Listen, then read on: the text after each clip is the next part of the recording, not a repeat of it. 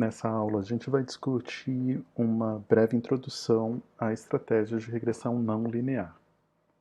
O caso canônico que nós temos, o y igual a x beta mais um epsilon, é uma regressão linear, e eu posso generalizar dizendo que a minha resposta y se associa com x e beta por meio de uma função f de x beta.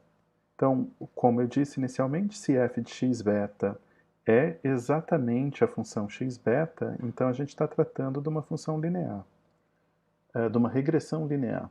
Suponha então que a gente esteja em outra condição. Suponha que a nossa função f de x beta, e aqui o beta na verdade virou gama para esses exemplos em questão, e essas funções são as seguintes, três casos diferentes. Y é igual a gama zero exponencial de gama 1 x, a função de erro ali fora, a variável de erro ali fora, gama 0 mais gama 1 exponencial de gama 2x, e um terceiro caso, gama 0 dividido por 1 mais gama 1 exponencial de gama 2x. Todas essas funções, essas três funções, são funções não lineares no parâmetro gama, nos parâmetros gama. Essas funções, em particular aquela segunda, é uma função de crescimento exponencial como essa. Então, quando vocês têm conjuntos de dados que mostrem essas tendências, agora sim, tendência não linear, você pode optar por uma regressão desse modelo para levar em consideração a curvatura desses dados, utilizando uma estratégia diferente do que funções polinomiais, por exemplo. Então, a segunda função é uma função logística, veja, ela tem uma assíntota aqui embaixo, ela vai ser, o seu valor mínimo vai estar aqui embaixo, a assíntota positiva ali em cima vai ser no máximo 10. E o nosso terceiro caso, a gente tem uma outra função de crescimento exponencial. Então, o que acontece? No nosso caso de regressão linear, o número de colunas da nossa matriz X indica quantos parâmetros o nosso modelo em questão tem. Isso não é necessariamente o caso quando a gente está tratando de regressão não linear. Essa dimensão pode ser um pouco diferente. Por exemplo, eu vou voltar aqui no caso da logística, né? A minha matriz X é um vetor coluna, nesse caso, é um parâmetro único. Entretanto, os gamas são representados aqui, nesse exemplo, por 10, por 20 e por esse 2 que está aqui. Tá? Então, eu tenho três parâmetros, apesar de ter um preditor único. E isso pode acontecer nos outros exemplos também. Então, vamos dizer que a nossa resposta seja o prognóstico de pacientes e a nossa variável preditora é o número de dias de hospitalização. Vamos supor que o modelo, vamos propor o modelo y é igual a gama 0 mais exponencial de gama 1x. Tá? Ao olhar aproximadamente o que a gente tem em termos de dados e de ajuste, os nossos pontos representam cada um deles um paciente, a nossa curva azul é um dos possíveis ajustes. Mas como determinar esses parâmetros? Como identificar que os parâmetros são 58,6 e 0,03? A estratégia que a gente pode utilizar é exatamente a de mínimos quadrados. O que vocês viram inicialmente foi tratar y menos a nossa função de regressão.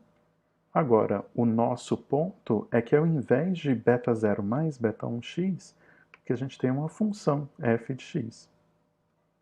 Nesse caso, então, como nós temos diferentes parâmetros gama, o que a gente vai fazer é derivar essa função.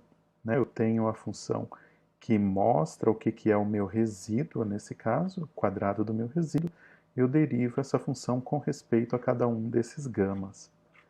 Ao trabalhar essas derivadas, a gente tem um sistema de equações normal, não linear.